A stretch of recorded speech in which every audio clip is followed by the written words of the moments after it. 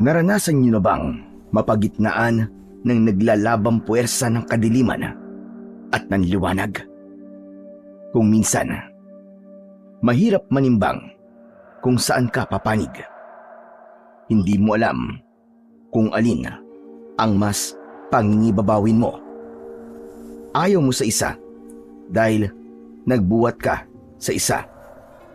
Pero kailangan mo itong yakapin at talikuran ang dati mong nakasanayan. At kung kailan sigurado ka na sa isang panig, ay saka naman may darating na hindi mo inaasahang susubok sa naging desisyon mo. Ganito ang naranasan ko mismo. Ako nga pala si Bobet, 15 anyos, tubong Mindanao na napadpad sa Kabisayaan. At ito ang aking kwento. Isang kalaliman ng gabi noon sa dati naming bahay sa Mindanao, naalimpungatan ako nang makaramdam ng kakaiba sa katawan ko. Para bang biglang may sumasanib sa akin na kakaibang puwersa na hindi ko maintindihan kung ano. Basta ayaw ito ng katawan ko. Nanginginig akong napabalikwas ng bangon mula sa hinihigaang katre sa sarili kong silid. At nagulat nang mapansin kong parang umuusok ang buong katawan ko. Mas lalo pa akong nagulat nang kahit na anong pilit ko ay hindi ako makabangon. May mga lubid na gumagapos sa mga kamay at paa ko. Pagbaling ko sa isang banda, doon ko lang napansin na nasa loob din pala ng silid sina nanay at tatay. May kasama silang isang lalaki na hindi ko kilala. Nakadamit pang pari. Hindi ko maintindihan kung ano ang nangyayari. Malakas na umuusal ng dasal ang pari. Ganon din si nanay. Nanlaki ang mga mata ko nang makita ko si tatay na nakagapos din sa isang poste ng dingding. Nangingisay sa sakit na tinitiis. Sugatan siya dahil panakanakang hinahampas-hampas siya ni nanay at ng pari nang hawak ng mga itong kung anong mahaba at matatalas na mga dahon. Sa ngalan ng Ama, ng Anak, at ng Espiritu Santo, ang puwersa ng dilim ay malupig nawa. Hayaan ang puwersa ng liwanag ang mangibabaw. Siya nawa! Siya nawa! Siya nawa! O siya nawa! Tanggapin nawa ang sakripisyo ng dilim para sa liwanag. Paulit-ulit na sinasambit ang mga yon ni nanay at ng pari.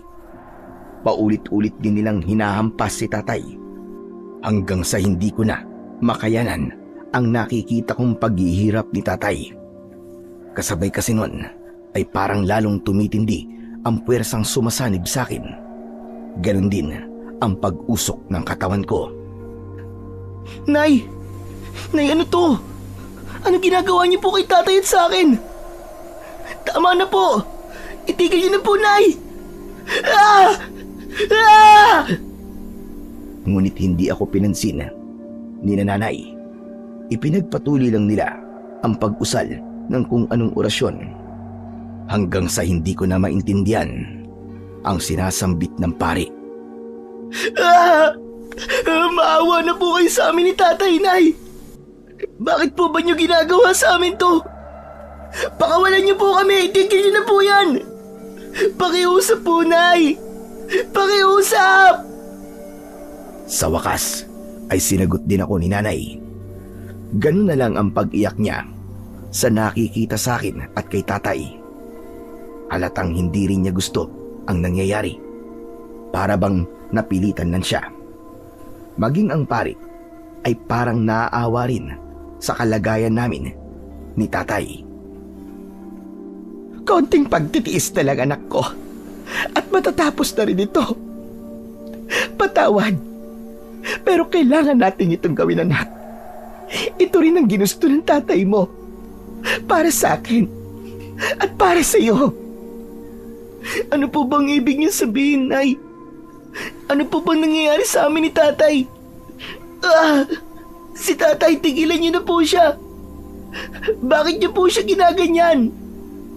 Ano po nagawa namin kasalanan? Wala kayong kasalanan, anak. Ito'y para sa pagbabagong buhay natin.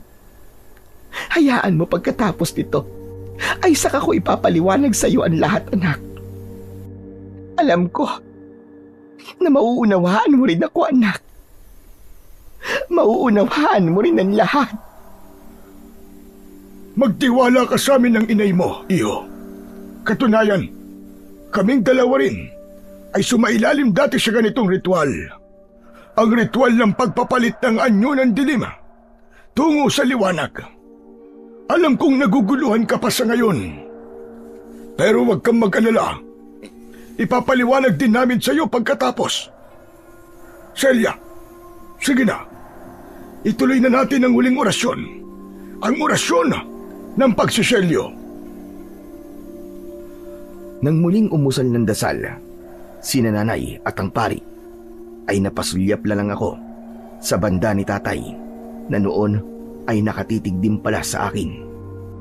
Kahit namimigat na ang namumugtong niyang mga mata, ay mahahalata pa rin sa titig niya ang pagsisikap na palakasin ang loob ko.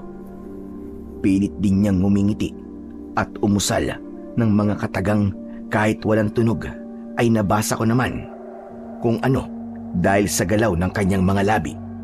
Ang pagkakabasa ko pa ay para raw sa akin ang lahat dahil mahal na mahal niya raw ako.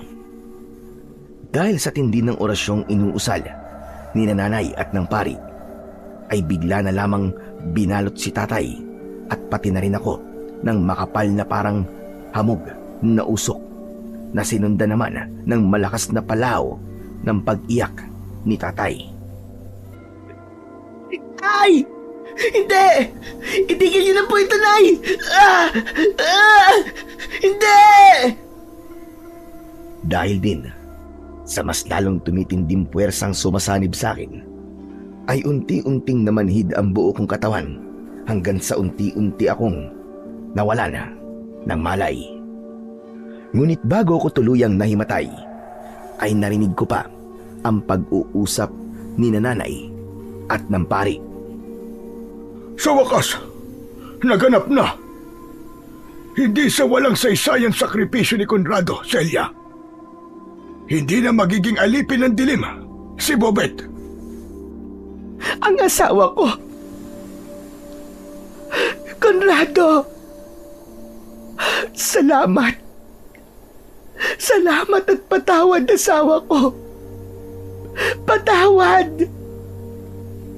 Tama na ang pag-iyak, Celia. Kailangan na natin kumilos kagad ngayong gabi rin. Naihanda ko ng lahat.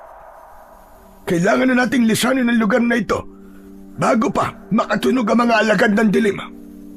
Sige na, kalagan mo na si Bobet at susunugin na rin natin itong bahay ninyo. Ako na ang bahalang magbuhat sa kanya. Pero Kuya Elmo, saan ba tayo pupunta? Sa Visayas, sa probinsya kung saan ako na destino bilang pari. Doon ay walang nakakakilala sa inyo at hindi rin kayo basta matutuntun doon. Ang magiging papel mo ron ay katiwala sa simbahan at ito si Bobet naman ay itatalaga akong sakristan kasama si Samuel. Samuel? Sinong Samuel, Kuya? Basta, saka ko na siya ipapakilala sa iyo at sa anak mo. Magmadali ka na. Tara na at baka dumating na ang inarkila kong sasakyan na susundo sa atin. Hindi ko alam kung gaano ko katagal na walan ng malay ng mga sandaling yon. Basta, nung muli akong nagkamalay, ay nasa isang silid na ako na hindi pamilyar sa akin. Isang silid na kulay puti ang pintura at may mga larawan ng mga santo ang mga dingding. Nasa loob din ng silid na yon si nanay, ang pari at isang binatilyong mukhang hindi naman nalalayo ang edad sa akin. Nay, ano pong nangyari? Nasaan po ako? Nasaan po tayo, Nay? Teka, nasaan po si tatay? Ano po nangyari kay tatay? Bakit hindi po natin siya kasama? Teka, kailangan ko po makita si tatay. Ayos lang po ba siya, Nay? Nangungusap ang mga sulyap ni nanay sa pari at sa katabi nitong binatilyo. Parang nakuha naman ng pari ang gustong mangyari ni nanay. Samuel, yung palang mga kailangan mamaya sa pulpito ay ihanda mo na. Sige na, at may pag-uusapan lang kami saglit. Tatawagin na lang ulit kita mamaya at ipapakilala kita sa kanila. Sige po, Father Elmo. Masusunod po. Nang makaalis, ang tinawag ni Father Elmo na Samuel ay sinagot na ako ni nanay. Naiiyak na ipinaliwanag niya ang lahat ng nangyari, lalo na ang tungkol kay tatay. Pati si Father Elmo ay nakitulong na rin sa pagpapaliwanag. Nang maintindihan ko naman ang lahat, ay nalungkot naman ako para kay tatay. Oo, wala na si tatay. Nagsakripisyo siya para sa amin ni nanay. Ang tatay ko! Mamimiss ko si tatay, Nay. Mamimiss ko siya. Ako man, anak. Ganon tayo kamahal ng tatay mo. Kaya sana ay huwag mo sasayangin ang sakripisyong ginawa niya. May dinukot si nanay mula sa kanyang bulsa at inabot yun sa akin. Ano po ito, Nay? Batong puti? Para saan po ito? Yan ang bunga ng sakripisyo ng tatay mo, anak. Ngayon mismo ay kailangan mong lunukin yan. Bakit kailangan ko pong lunukin ito, Nay? Para gumana sa iyo, anak, ang sakripisyo ng tatay mo at para makontra ang totoo mong pagkatao. Hindi ba? At ayaw mo rin ang dati mong pagkatao? Yun ang hiniling mo dati sa tatay mo, hindi ba? Heto, tinupad na niya ngayon ang kahilingan mo na yon. Ang tatay, hindi ko akalaing aabot sa ganito, Nay. Paano ko po may papaabot sa kanya ang pasasalamat ko, Nay? Ngayong wala na siya. Simple lang, anak. Sa pamamagitan ng buong buhay mong pananatili sa liwanag. Heto nga, dito tayo dinala ni Kuya Elmo. Katulad din natin siya. At ngayon, ay isa na siyang pari. Para hindi na siya makabalik sa dati. Ako naman, ay magsisilbi ritong sister. Sister? Nasaan po ba tayo? Simbahan po ba ito? Tama ka, anak. Nandito tayo, sa bahay pari ni Kuya Elmo. Katabi nito ang simbahan. Wala na tayo sa Mindanao, anak. Nandito tayo ngayon sa Visayas. Tapos ikaw naman, ay magiging isa ng sakristan na katulad ng binatilyo kanina na nandito, si Samuel. At dito mo na rin ipagpapatuloy ang pag-aaral mo. Naging pabor naman sa akin ang lahat. Napangiti pa nga ako sa hawak kong batong puti ni tatay. Kinausap ko ito na para bang ito si tatay. Itay, maraming salamat po sa sakripisyo niyo po. Pangako, hindi na po ako babalik sa dati. Heto, Tay, lulunukin ko na po ang batong puti. Dana! Ay, joke lang po, Tay. Wala pong ganon. Lalaki po ako. Napansin kong saglit na nagulat si nanay at Father Elmo roon. Pero pagkaraan ay natawa na lang dahil alam nila na nagbibiro lang ako. Kahit papano ay gumaan ang malungkot na ere ng paligid.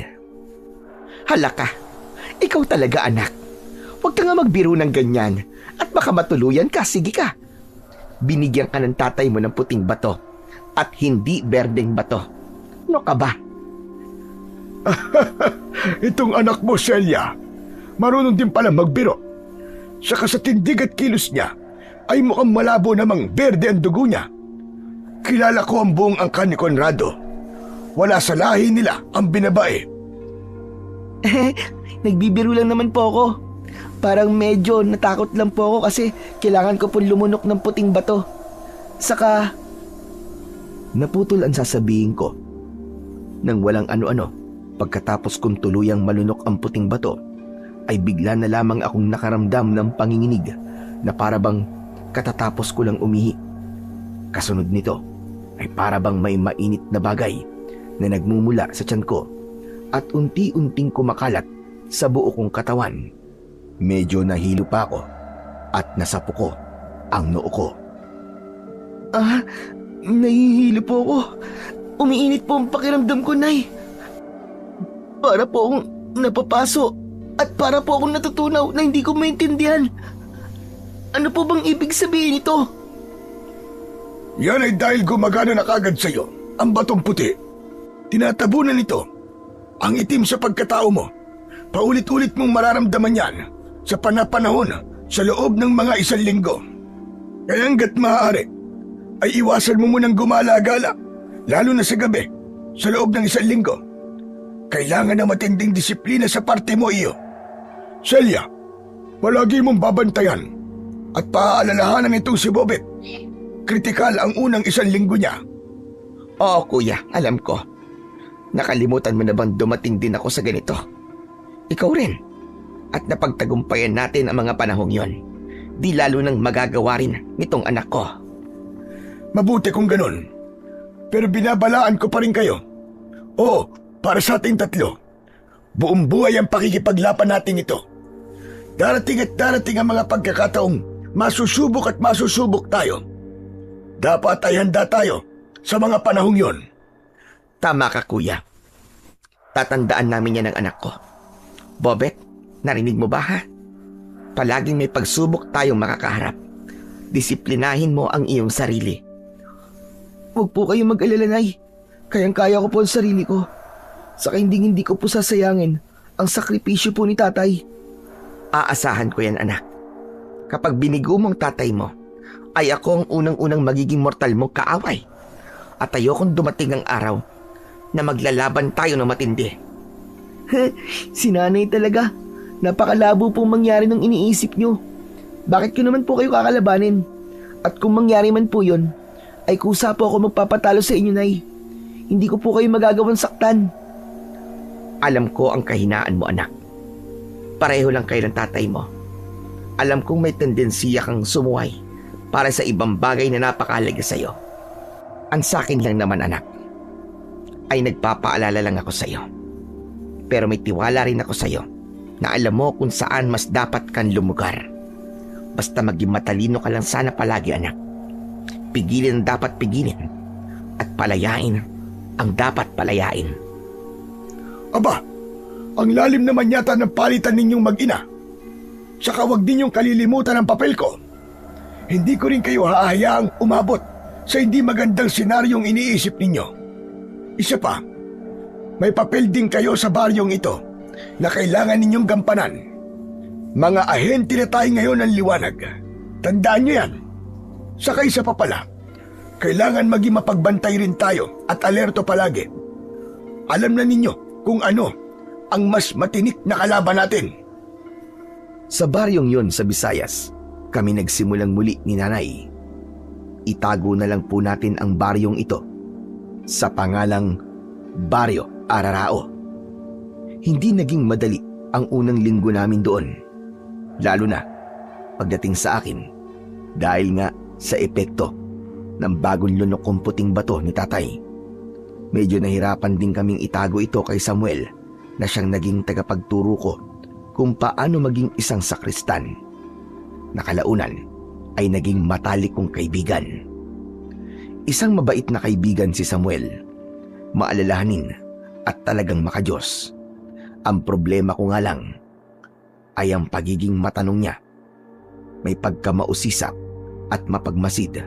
Hindi ko alam kung hanggang kailan ko maitatago sa kanya ang lihim ko. Sabi ko noon ay bahala na.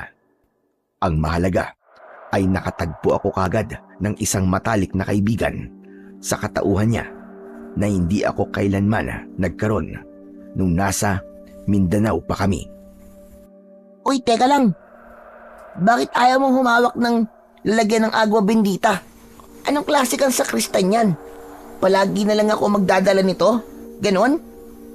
Ha? Hindi ko muna pwedeng hawakan yan, sabi ni Father Elmo eh. Next week ko pa raw pwedeng hawakan. Sumusunod lang naman ako sa bilin niya sa akin. Talaga lang ha? Saka, bakit minsan ay hindi ka lumalabas sa bahay ni Father Elmo? Nung nakaraan ay hindi ka sumipot sa misa. Mag-isa lang tuloy ako na sinamahan si Father. May sakit ka ba nun? Naku, wala akong sakit. Alam mo kasi Samuel, medyo maselan lang talaga ang tiyan ko nitong mga nakaraang araw. Lilipas din siguro to kagad. Paminsan-minsan lang naman sumasakit at konting pahinga lang, okay na ako ulit. Sigurado kang okay ka lang ha, Bobet? Pati sa school, madalas ka rin naka-absent eh. Palagi na lang akong gumagawa ng excuse letter para sa'yo. Kahit hindi ka nagsasabi. Kung magpatingin ka na kaya sa doktor, ano sa tingin mo? Naku, hindi na kailangan Samuel. Ganito lang talaga ako minsan eh. Palaging sumusumpong ang tiyan ko.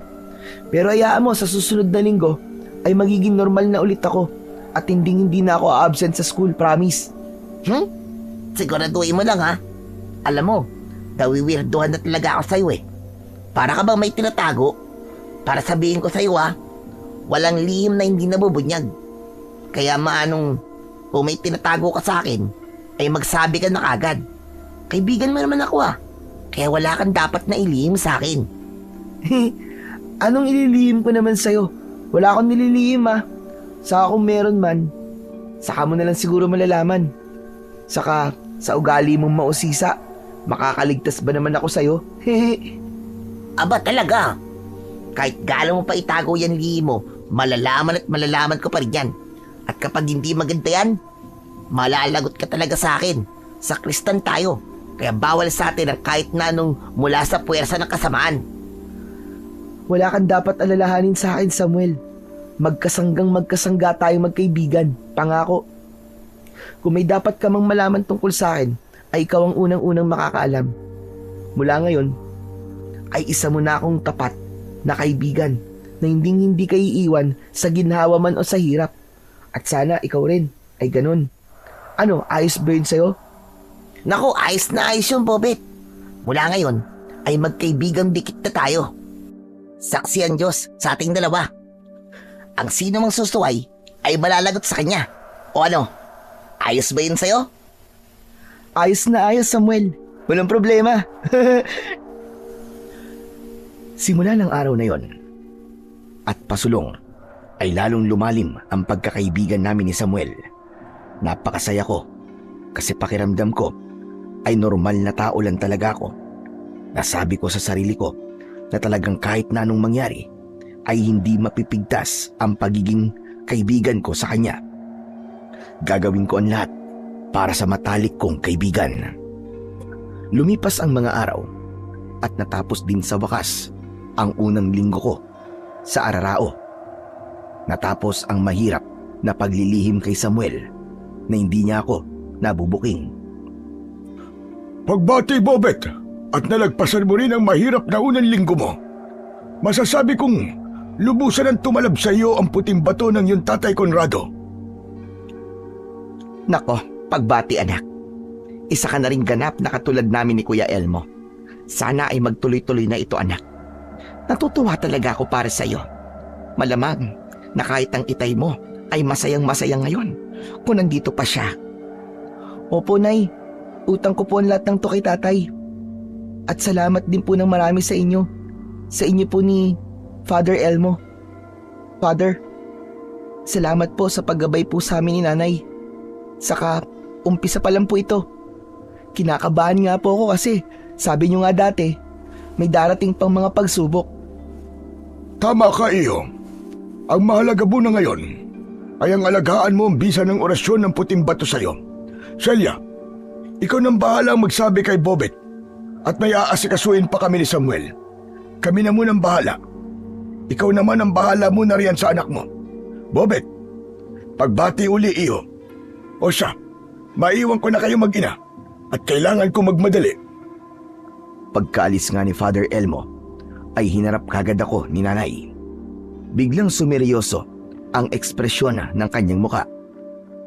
Anak, ngayon ay ahente ka na rin ng liwanag. Kaya lang, hindi pa rin permanente yan. Isang buong buhay na pagsisikap ang kailangan Para hindi muling magising ang hindi na dapat muling magising, kailangan mong ingatang hindi madungisan ang puting bato ng tatay mo. Paano ko naman po maiingatang hindi madungisan po ang puting bato, Nay? Simple lang kung iisipin mo. Pero hindi yon ganun kadali. Kailangan iwasan mong magising ang dati mong pagkatao, anak. Kailangan iwasan mo ang masasamang bugso ng damdamin tulad ng matinding galit, pagkagustong magiganti, at pati na rin ang pag-iisip ng masasama. Dapat ay puro positibo lamang, mabuti at makatwirang mga bagay lamang ang paiiralin mo. Kaya po ba, Nay, dito niyo po ako dinala ni Father Elmo? Tama ka, anak. Ito ang pinaka-epektibong paraan para sa atin. Kailangan mapalibutan ka ng mabubuting mga bagay at mabubuti ring mga impluensya ng mga taong nakapalibot sa iyo. Ayos po pala ang naisip niyo, Nay. Kaya alam po, may tanong po ako. Ano pong mangyayari sa puting bato ko kapag halimbawang nagpadala po ako sa kasamaan na tulad ng mga binanggit niyo po kanina? Yan ang pinakadapat mong iwasan, anak. Hindi pwedeng bumaling ulit sa kadiliman. Kapag nangyari yon, ay lalo kang magiging masama at hindi ka na pwedeng tumanggap muli ng batong puti. Minsan lang ang pagkakataon na yon, anak.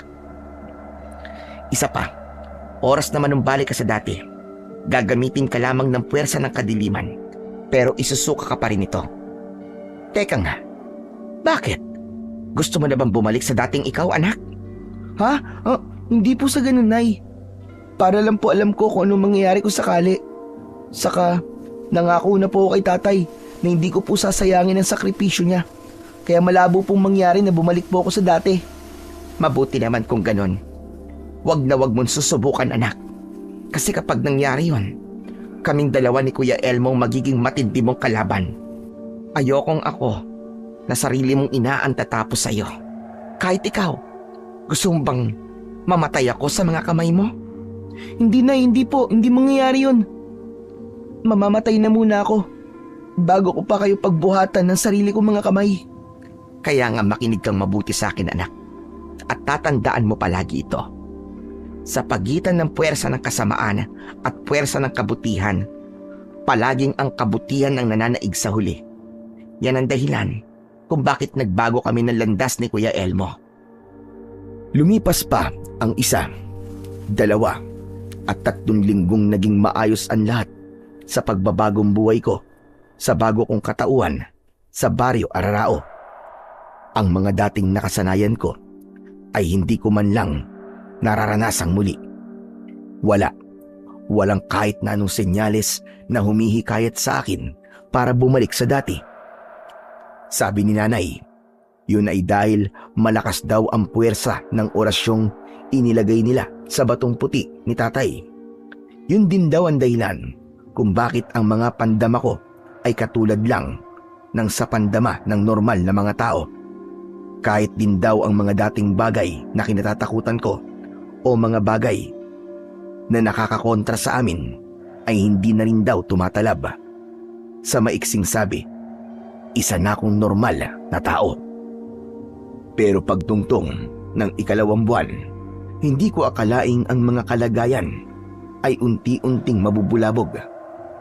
Ito ay matapos na ilibot ako ni Samuel sa buong baryo.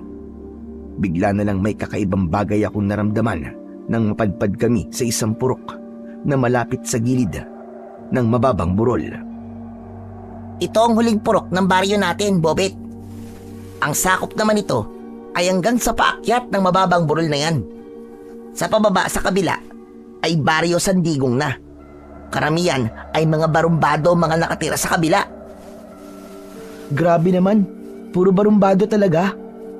Teka, kanino bang bahay yung isang yun na naiiba ang bintana?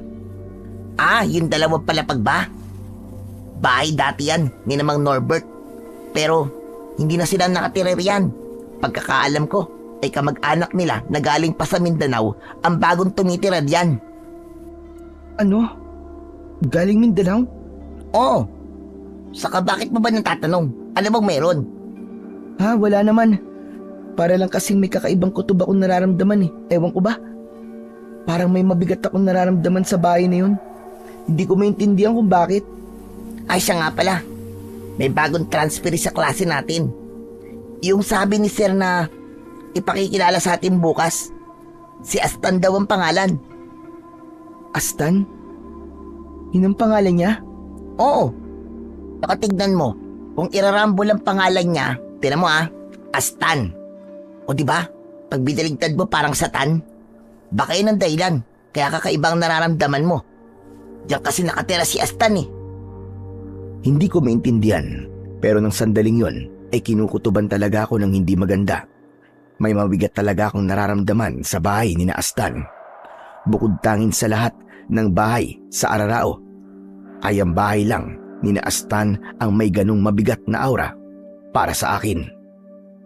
Matapos naming malibot ni Samuel at makabisado ko ang buong baryo, pag-uwi namin sa simbahan kung saan kami naglalagi. Nang maghiwalay kami para gampanan ang kanya-kanya naming gawain sa simbahan, ay ibinalita ko kagad kay inay ang kakaibang naramdaman kong yun sa bahay ni na Astan. Ano anak? Sigurado ka bang may naramdaman kang mabigat sa bahay ika mo ni na Astan? Opo, Nay. Medyo kinabahan nga rin po ako eh. Galing pa raw po sila na Mindanao. Hindi po kaya sinusundan po tayo? Malalim na napaisip si nanay. Nalata ko ang konting pag-aalala sa mga mata niya. Doon ba sa may gilid ng burol ika mo anak ang bahay nila? Opo, Nay. Yung dalawang palapag po, nakakaiba po ang mga bintana. Bahay raw po yun dati ni Namang Norbert. Alam ko yon. Pero sa tuwing mapapadaan naman ako ron, wala naman akong kakaibang nararamdaman sa bahay na yun Hayaan mo, mamaya ay dadaanan ko para malaman ko kung may mabigat na rin akong mararamdaman. Oobserbahan ko na rin ang lugar na yon. Kung sakaling tama ang hinala mo, ibig sabihin ay kailangan nating maganda ni na Kuya Elmo. Ito na yun anak. Mukhang masusubok na tayo ngayon. Lalong-lalo ka na. Bigla talaga akong kinabahan ng sandaling yon. Bigla ko rin naisip si Samuel at ang lahat ng mga taga-baryo. Ibig sabihin ay nanganganib ang buong baryo sa pagsalakay ng mga aswang. Kakailanganin nila ng magpoprotekta sa kanila. Nay, kung tama po ang kutob natin, kahit nabago na po tayo, ay malalaman pa rin ba nila kung ano talaga tayo? Hindi anak, dahil sa taglay nating mga puting bato. Hinaharang ng puting bato ang kahit na anong senyales na magbubuking sa atin. Malalaman lang nila kapag humina ang batong puting taglay natin o kapag nagbigay daan tayo sa pagbabalik ng dating tayo. Ganun po pala, di ibig sabihin po, malaya tayong makikisalamuha sa kanila na hindi tayo mapaghihinalaan. Tama ka. Kaya ikaw, bantayan mo palagi ang mga kilos mo at paraan mo ng pag-iisip at pagsasalita. Pwede ka rin palang magdala palagi ng mga pangontra. Total hindi naman na tayo naapektuhan ng mga yon. Aba, talagang magdadala po ako palagi Nay. Pati po si Samuel bibigyan ko rin po. At ako na rin po ang bahalang magsabi sa kanya ng mga kailangan niyang pag-iingat at kung paano ang gagawin niya kung sakaling mapaharap siya sa isang aswang. Saka, paano po pala ang mga tao rito sa baryo, Nay? Kami na ang bahala ni Kuya Elmo na balaan ng mga taga-baryo anak. Naghahanap na nga rin kami ng antingero.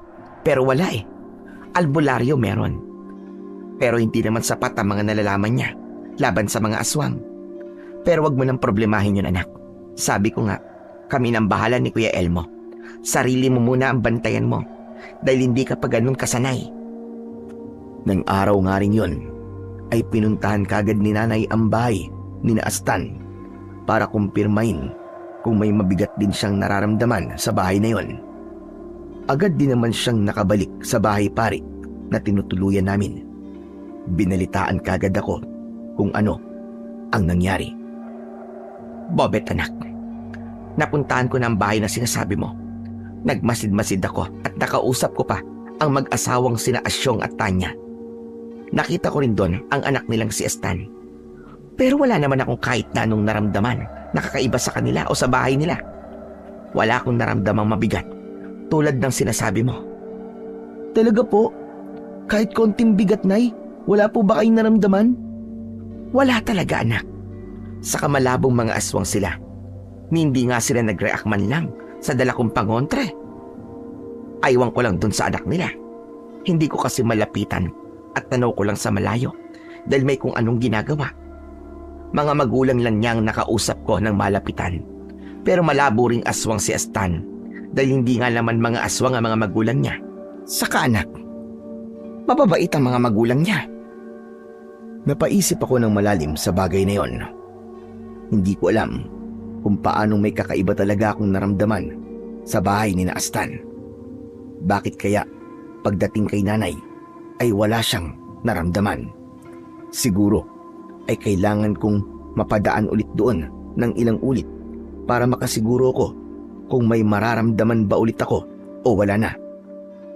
Iba talaga ang kutob ko nang una kong maramdaman ang kakaibang bigat na yon sa bahay ni Astan.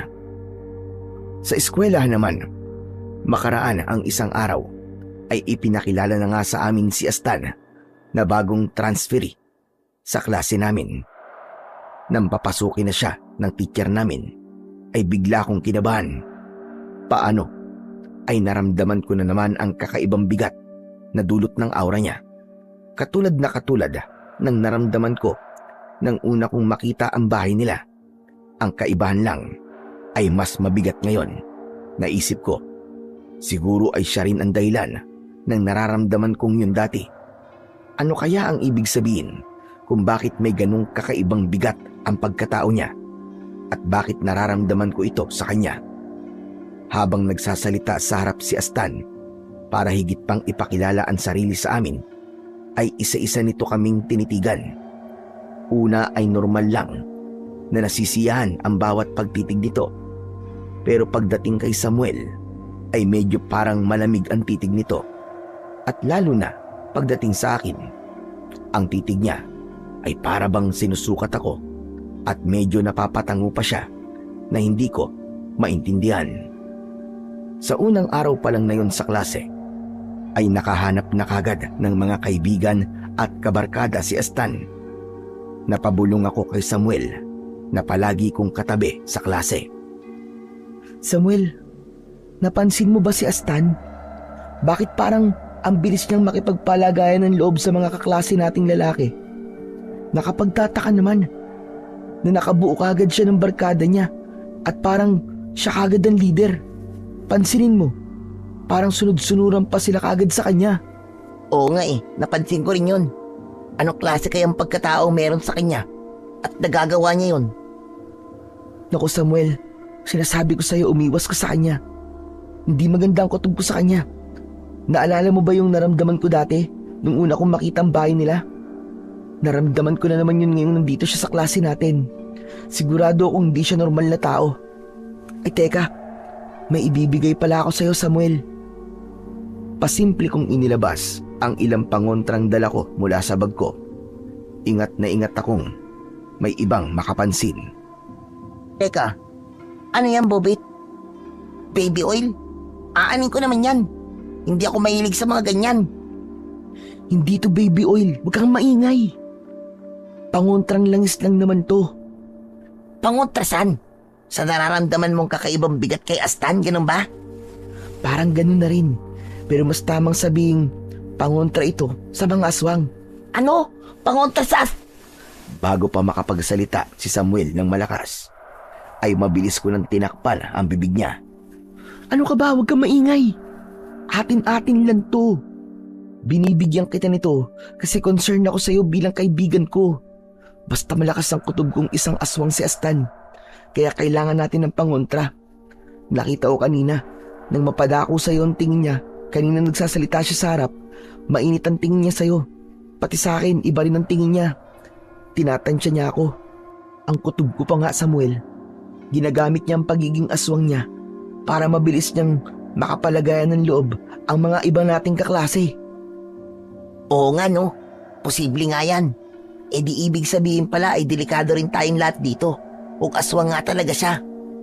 Ano kaya kung sabihin na natin kay teacher? Kung ganun lang sana kadali ang magsabi at kung ganun lang din sana kadali maniwala si sir, Gagawin kagad natin yun. Pero hindi pwede. Kailangan ay makahanap muna tayo ng solidong pruweba na magsasabi na aswang talaga siya. Nakakatakot naman. Di bale, may kwintas na krus naman ako rito. Palagi rin ako may dalang maliit na Biblia sa bag ko. Isa pa, malakas din ang pananampalataya ko. Hindi siguro ako basta malalapitan o may impluwensyan ng asta na yan. Eh ikaw, malakas ba ang pananampalataya mo kay Jesus?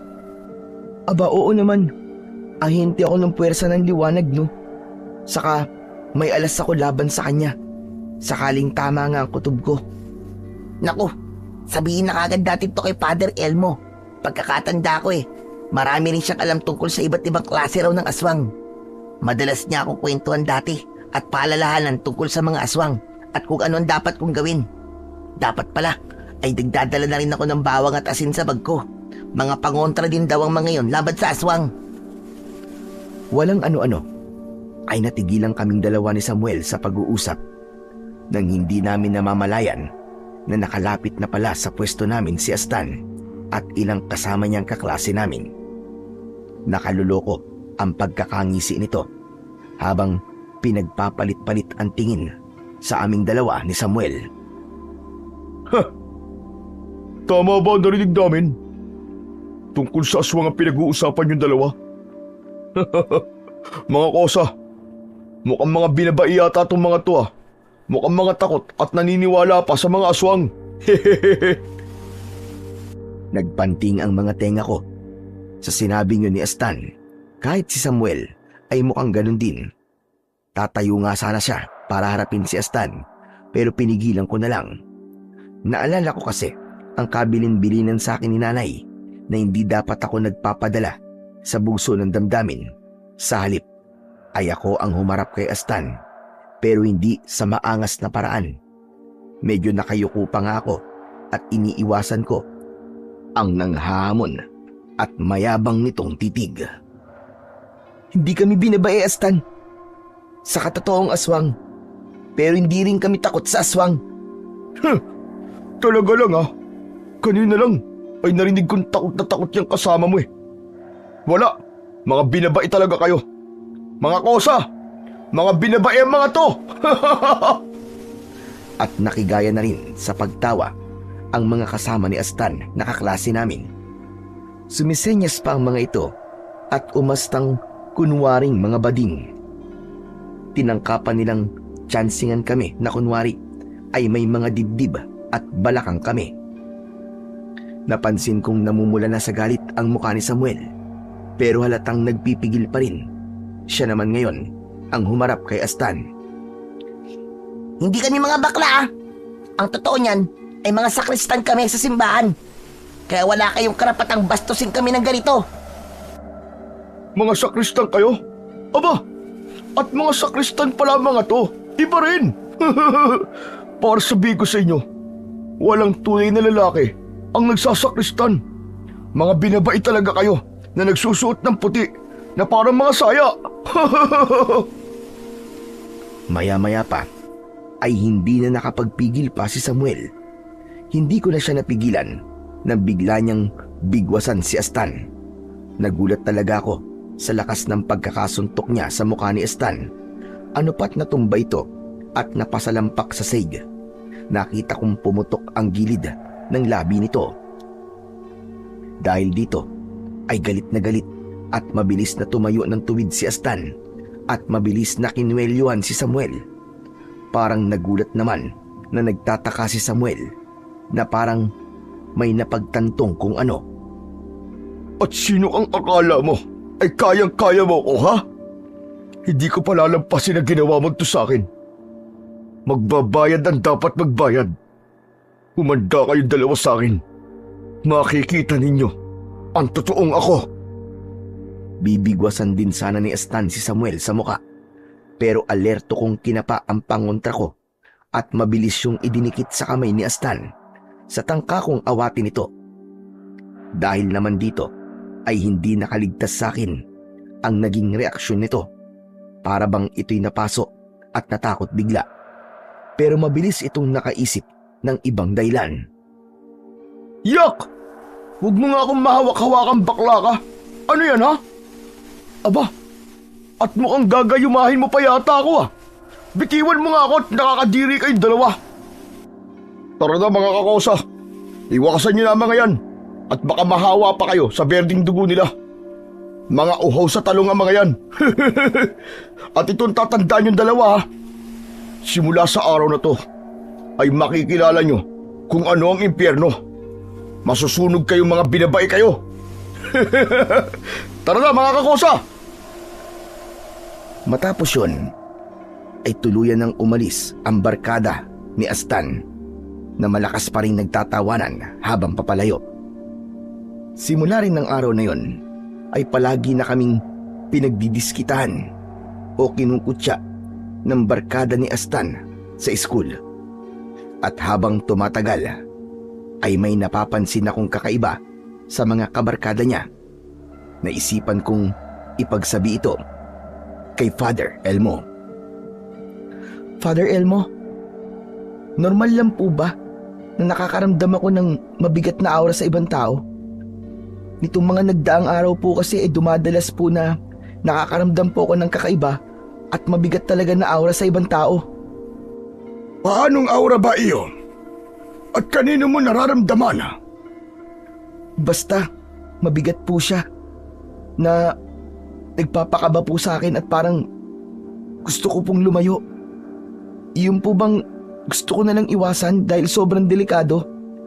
Nararamdaman ko po yun sa mga kaklase ko sa school Yung si Astan po at yung iba niyang kabarkada. Dati po kay Astan lang. Pero nung tumagal ay isa-isa na pong naging ganun na rin ng mga kabarkada niya. Saka ang kutob ko po, aswang po si Astan. Napapaso po siya sa pangontrang langis ko, Father. Aba, talaga ba iyo? Teka, sino bang Astan yon? Bakit hindi ko yata kilala? Taga rito ba ang Astan na yon o dayo? Teka, siya ba yung sinasabi sa akin ng nanay mo na ang bahay nila ika mo nararamdaman mo ring may kakaiba? Opo, Father. Dahil lang po sila rito. At galing din po sila ng Mindanao. Nakausap ko na kanina ang mga magulang ng Astan na yon. Kamag-anak sila ni Norbert. Taga rito talaga sila at dumayo lang sila sa Mindanao. Hindi sila mga aswang o walang aswang sa lahi nila. Kaya, paano magiging aswang ang anak nilang si Astan? Baka kung aswang sila, di sana'y mararamdaman ko rin yun na makausap ko sina Asyong at Tanya na mga magulang ni Astan. Kay Astan po, wala po ba kayong naramdaman?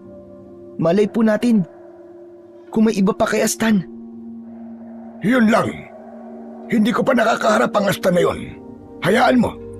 Dadala ulit ako sa kanila at sisikapin kong makausap yung si Astan. Ayoko naman baliwalain niyang kakaibang nararamdaman mo. At kung sakali, makakapaganda tayo. Mahirap ko na sundan kayo rito ng mga aswang iyo. Kailangan din po natin balaan ng mga taga-baryo, Father, kung sakali. Saka kung tama po ang kutob ko, posible pong yung gawin ni Astan ang mga kabarkada niya. Naku, delikado yung panagkataon. Sige, ngayong araw din ay pupuntahan ko ulit ang bahay ni na Asyong. Saka teka pala, ano itong may nararamdaman din pala akong kakaiba sa'yo, iyo? Nagtaka ko nang bigla kong salat-salatin ni Father sa noo ko at sa tiyan ko. Biglang sumeryoso rin ang kanyang muka at nangunot ang noo ko. Ha? Ano pong nararamdaman niyo sa akin, Father? Huwag niyo pong sabihin na mabigat po ang nararamdaman niyo sa akin. Malayo naman pong nadungisan na ang batong puti ni tatay sa akin. Wala pa po akong ginagawang kahit na anong kasamaan. Hindi. Hindi mabigat ang nararamdaman ko sa'yo. Kabaligtaran ang nararamdaman ko sa'yo. Kakaibang gaan na hindi ko maipaliwanag. Naramdaman ko rin ang enerhiya ng bato ng tatay mo. Parang lalo't lumalakas dahil sa magaan na nararamdaman ko sa'yo. Para kang nakargahan ng kung ano. Ako naman ang napakunot ang noo sa mga sinabi ni Father Elmo. Nakargahan? Paano pong nakargahan ng kung ano? Alam ko na iyo. Baka may nakasalamuha kang isang antingero, albularyo, o sino pa na may kakaibang abilidad.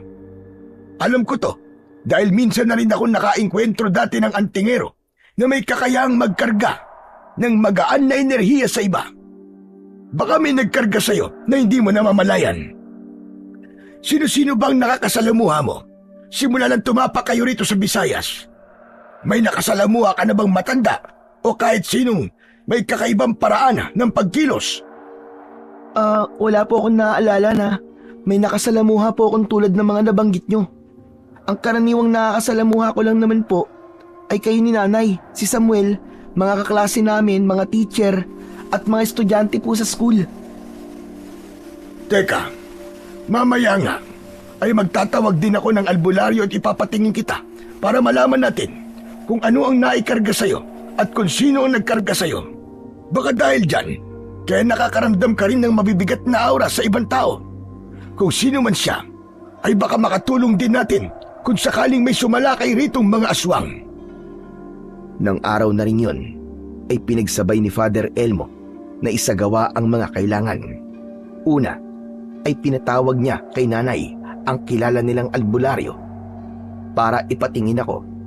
Ipinaubaya niya na ako kay Nanay para puntahan naman ulit ang bahay ni Astan. Sige kuya, ako nang bahala. Mag-iingat ka sa pagpunta mo kina Asyong ha. Alerto ka at maging handa sa mga bagay na hindi mo inaasahan. Huwag niyo akong alalahanin. Alam ko ang ginagawa ko. Kayo ang mag-iingat rito dahil sa albularyong titingin kay Bobet. Yung mga pangontra nyo ay huwag niyong ihiwalay sa katawan ninyo para hindi kayo mabuking ng albularyo. O sige na, at lalakad na ako. Importanteng mabilis tayong kumilos.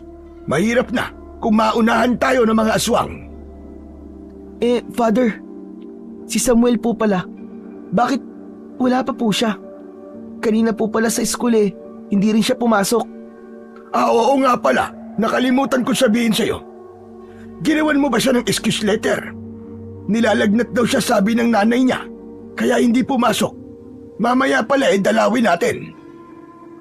At umalis na nga si Father Elmo. Si Nanay naman ay tinawag na ang albularyo na titingin sa akin. Nang dumating ito, ay agad na isinagawa ang mga kailangan para malaman kung ano ang naikarga sa akin at kung sino ang nagkarga sa akin, na tulad ng sinabi ni Father Elmo. Matapos naman ang kung ano-anong mga ritual at orasyon, ay nalaman na namin ni Nanay ang resulta. Ano po? Kaedad ko po ang nakasaling sa akin at nagkarga ng kakaibang abilidad. Ano naman pong abilidad? Ayon sa albularyo, ang naikarga raw sa akin ay kakayahang makaramdam ng negatibo o mabigat na enerhiya sa paligid. Siyempre, ay nagulat ako doon dahil yun na yun mismo ang nararanasan ko. Kaya po pala. Pero, kaya niyo rin po bang alamin kung sino po ang nakasaling at nagkarga sa akin? Hindi na sumagot ang albularyo, sa halip ay nagsagawa kagad ito ng ritual at umusal ng kung anong iba na namang orasyon. Nang matapos ay nanlaki ang mata ko nang sabihin ito ang pangalan ng nakasaling sa akin. Ano po? Sigurado po ba kayo? Si Astan talagang nakasaling at nagkarga sa akin? Pero paano pong nangyari yun samantalang negatibo pong enerhiya ang nararamdaman ko sa taong yun? Isa pa po, ang kutob ko sa kanya ay isa siyang aswang. Sinagot ako ng albularyo. Sabi nito ay nalilito rin daw ito dahil parang dalawa raw ang pagkatao ng Astan na yon. Para raw mas makasiguro kami ay kailangan din daw nitong makaharap si Astan at madasalan ng ritual. O kung maaari raw, kung sakaling delikado ang Astan na yon, ay kahit magbigay lang daw ako ng kahit na anong pagmamay-ari nito at matutukoy na raw sa pamamagitan nun kung ano ang totoo sa pagkatao nito. Matapos matukoy ang lahat, ay nagpaalam ng aalis ang albularyo pagkat may iba pa raw na nagtawag dito na kailangan itong puntahan kaagad. Pinasalamatan naman namin ito ni Nanay at pinabaunan ng kahit na anong mamimerienda sa daan. Makaraan ay nag-usap kami ni nanay. Grabe anak, naniniwala na ngayon ako sa'yo na may negatibo ka talagang nararamdaman sa asta na yon. At mukhang hindi siya basta-basta. Mahirap ito anak. Naku, si Kuya Elmo pala. Mukhang delikado siya. Dito ka lang anak ha, at susundan ko siya. Nay, sasama po ako sa inyo. Hindi na, wag na anak. Tingin ko ay delikado ka mapaharap kay Astan na nandun tayong tatlo. Nakalimutan mo na bang hindi ka pa muna pwedeng mapaharap sa mga bagay na pwedeng magpagising sa dating ikaw? Mahina ka pa anak. Kaya tama nang kami na lang munang dalawa ni Kuya Elmo ang humarap sa Astan na yon. Ang mabuti pa ay puntahan mo na lang at kumustahin si Samuel. Baka dahil din kay Astan kaya nagkasakit siya. Importanteng makausap mo rin siya. Tama si nanay. Kaya hindi na ako nagpumilit pa. Agad kong pinuntahan si Samuel sa bahay nila. Nang makita nga niya ako, ay halos bumangon siya kagad kahit medyo nahihirapan. Naku, Bobet. Mabuti naman at dinalaw mo ako. Tamang-tama. May kailangan ako sabihin sa'yo eh. Ha? Ano yun? Ano kailangan mo sabihin sa akin, Samuel? Saka, ayos na ba ang pakiramdam mo ngayon? Hindi pa ako ayos ngayon, Bobet. Tignan mo ang kamao ko. Grabe ang pamamaga. Dahilan din kaya nilalagnat ako. Nagsimula itong mamaga simula nung suntokin ko si Astan sa mukha eh. May dugo pa nga ito ni Astan na nanggaling sa pumutok niyang labi. Saka palagi ko napapanaginipan si Astan, Bobit. Palagi niya tayong pinagtatawanan at inaapi. Tapos biglang nagbabago ang itsura niya. Nagiging para siyang demonyo na parang aswang. Talaga? Sabi ko na nga eh. Aswang talaga ang Astan na yun. Nakakatakot ang itsura niya, Bobit. Tapos binabantaan niya akong lalapain niya ako isang araw. Tapos isusunod ka raw niya hanggang pati ang buong baryo. Uubusin daw ng ang kanyang mga aswang. Natatakot ako gabi-gabi, Bobit. Alam mo rin bang palagi akong may naririnig sa labas ng kwarto ko na mga kaluskos at kakaibang tunog sa gabi. Yung para bang mayroong sumising-asing. Kaya kung mapapansin mo, ay may nakalagay ng mga pangutra sa may unan ko. Palagi rin may nakaipit na Biblia sa ilalim ng unan ko. Naku, kailangan ka rin maipatingin sa albularyo, Samuel. May kakaiba raw talaga kay Astan. Ako rin nga kanina eh. Pinatingin din ako sa albularyo.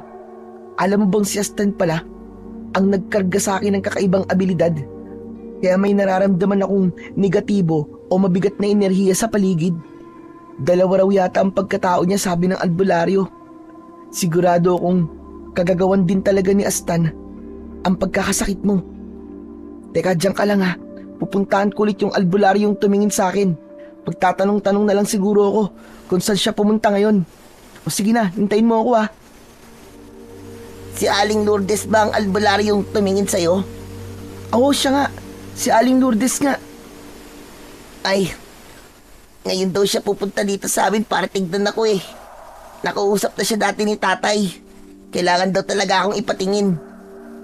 Saktong pagkasabi nun ni Samuel, ay dumating na nga si Aling Lourdes. Nagulat pa ito nang makitang naroon din ako kina Samuel. Tinanong nito kung bakit ako naroroon. Siyempre, ay sinabi kong dinadalaw ko si Samuel at detalyado ko pang ikinuwento na nakaaway ni Samuel si Astan. Tatawagin ko po sana kayo, Aling Lourdes, para tignan po si Samuel eh. Pero siya po pala mismo ang pupuntahan nyo ngayon. Sigurado po akong may kinalaman din si Astan sa pagkakasakit niya. Tingin ko po ay kailangan din yung dasalan ng kamao niyang namamaga. Tignan niyo po oh. At gano'n na nga ang ginawa ng albularyo.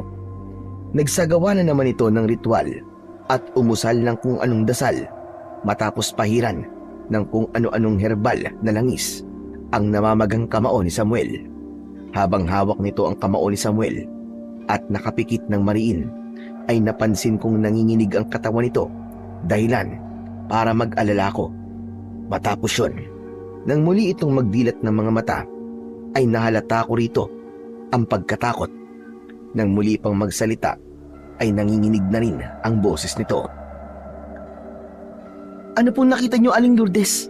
Bakit bigla na lang po ay nagkaganyan? Nagtaka ko nang tanungin ako ni Aling Lourdes kung si Astan daw ba talaga ang nakaaway ni Samuel. Parang duda pa ito. Si Samuel ang sumagot kay Aling Lourdes. Opo, Aling Lourdes, si Astan po talaga.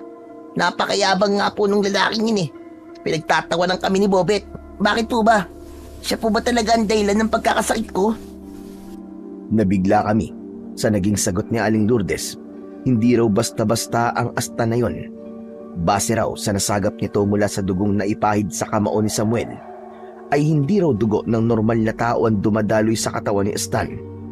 May kakaiba raw kasing kamandag ang dugo nito at yun ang dahilan ng paglalagnat ni Samuel. Pamamaga ng kamao nito at nalaman din itong dinadalaw nga raw nito si Samuel sa panaginip. Hindi kami makapaniwala ni Samuel nang sabihin din ni Aling Lourdes na posible raw na dugo ng may mataas na ranggo ng mga aswang ang taglay nito. Naguguluhan pa nga raw ito dahil para raw anak yata ng pinuno ng aswang, si Astan. Ano po? Si Astan? Anak ng pinuno ng mga aswang? Paano po nangyari yun? Ibig sabihin po ba ay pinuno ng mga aswang si Mang Asyong?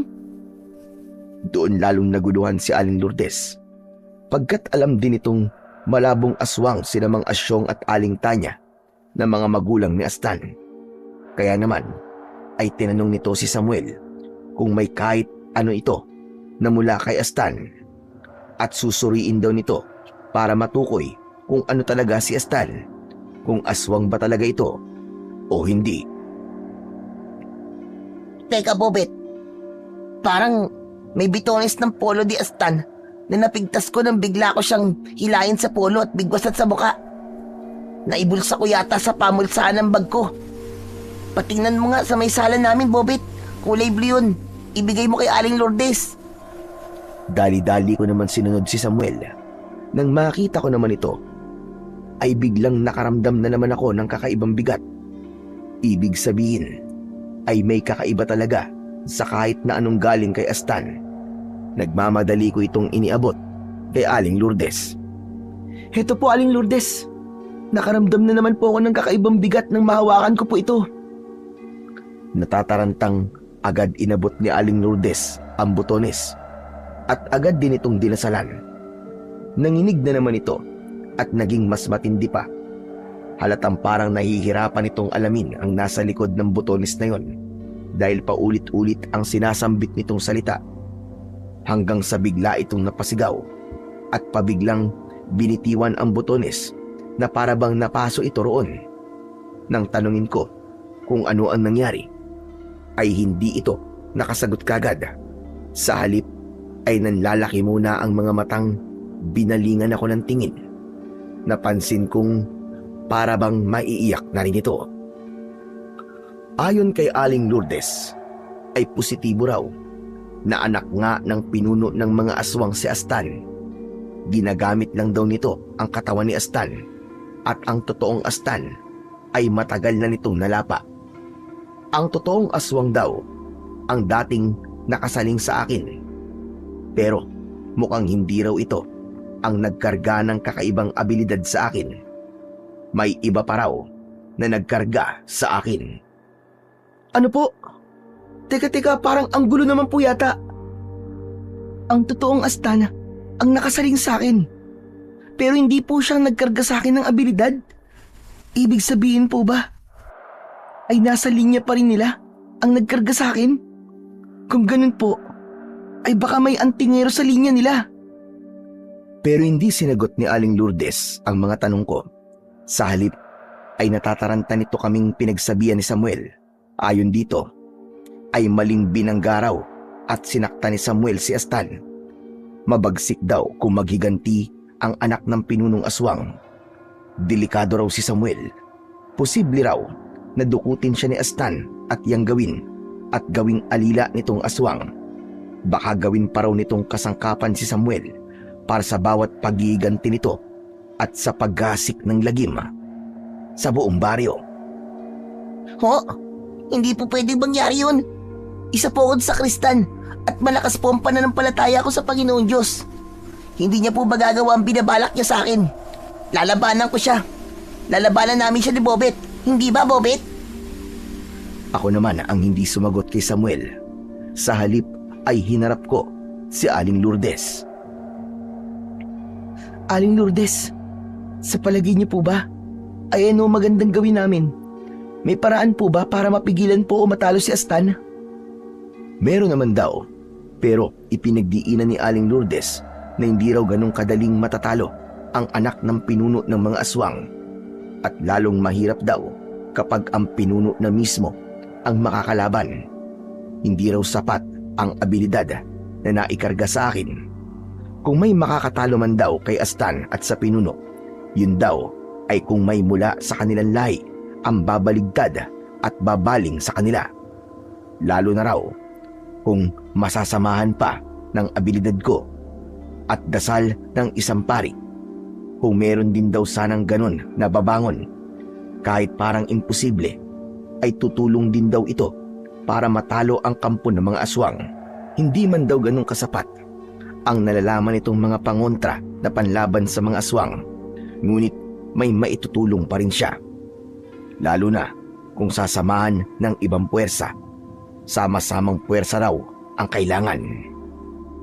Matapos masabi yon, ay pinagmadali na kami ni Aling Lourdes. Kailangan daw naming maganda kagad bago sumapit ang gabi.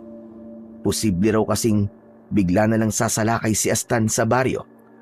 At posible raw na may mga plano na itong kagad na isasagawa. Kailangan din daw nitong balaan ang mga taga-baryo. Pero bago nagpaalam si Aling Lourdes, ay mahigpit pa akong pinaalalahanan na kailangan ko raw bantayang maigi si Samuel at baka raw biglang may kung anong mangyari sa kanya dahil sa kaunting naikarga sa kanya dahil sa bahid ng dugo ni Astan. Nag-iwan din ito ng ilang herbal na mga dahon at langis na pangontra daw kahit papano sa maaaring mangyari kay Samuel. Nang makaalis na si Aling Lourdes, ay binalingan kaagad ako ni Samuel. Halatang takot siya, pero handa rin naman lumaban kung kailangan sa kabila ng pagkakasakit nito. Anong gagawin natin ngayon, Bobet, para malabanan si Astan? Ayokong makuha niya ako at gamitin sa kasamaan niya. Hindi ako makakapayag doon. Lalong hindi naman ako makakapayag, Samuel. Huwag kang mag-alala. Poprotektahan kita. Ako ang bahala sa Astan na yun. Kaya mo siya? Paano mo siya lalabanan? Saglit akong natigilan. Para kasing gusto ko nang sabihin kay Samuel ang lihim kong pagkatao. Pero naisip kong wag na lang muna. Saka na lang para hindi siya mabigla at para kung sakali ay hindi makontra ang binabala ko base sa mga nasabi ni Aling Lourdes. Basta, Samuel, akong bahala. Saka yung sumpaan natin bilang magkaibigan, wag na wag mong kalilimutan yun, ha. Ako kahit na anong mangyari ay tutuparin ko yun. Hindi kita tatalikuran o pagtataksilan. Kaya sana, ikaw rin, ha. Aba, hindi mo na kailangang ipalala sa akin yan, Bobet. Saka, hindi ko ba alam na may tinatago ka sa akin? Ha? Teka, ano bang ibig mo sabihin? Anong alam mo tungkol sa akin? Hehe, wala, joke lang. Ito naman, di na mabiro. Basta wag kang aalis dito, ha. Bantayan mo raw muna ako, Bobet.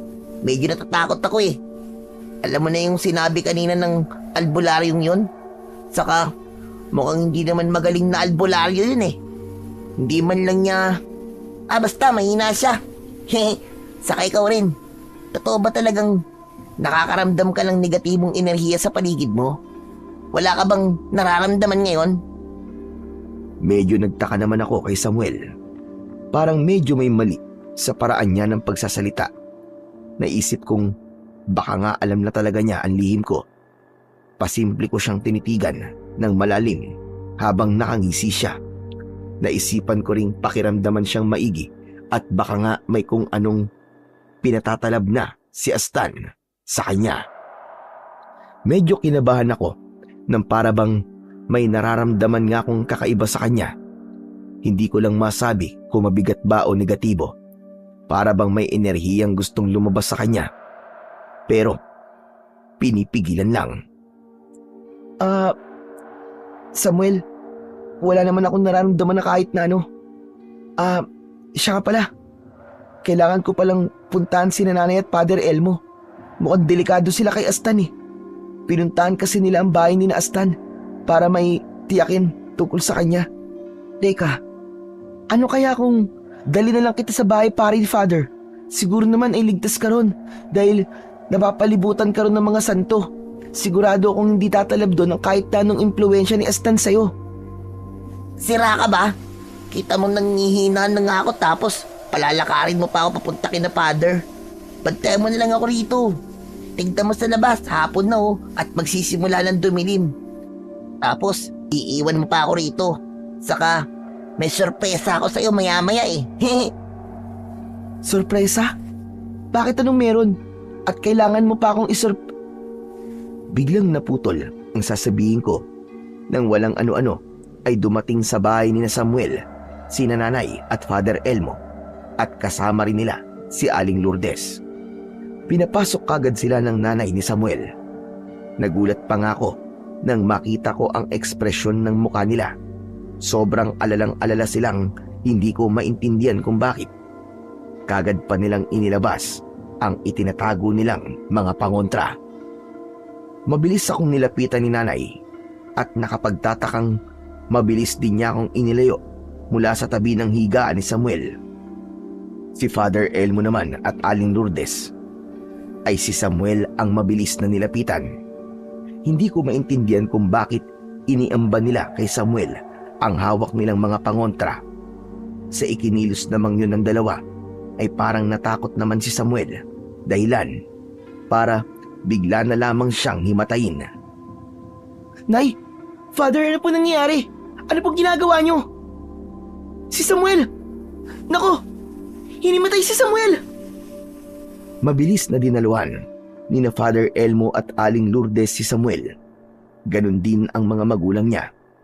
Naguguluhan ako kung bakit kailangang itapal nila sa noo, kamao at dibdib ni Samuel ang mga hawak na pangontra ni na Father at Aling Lourdes.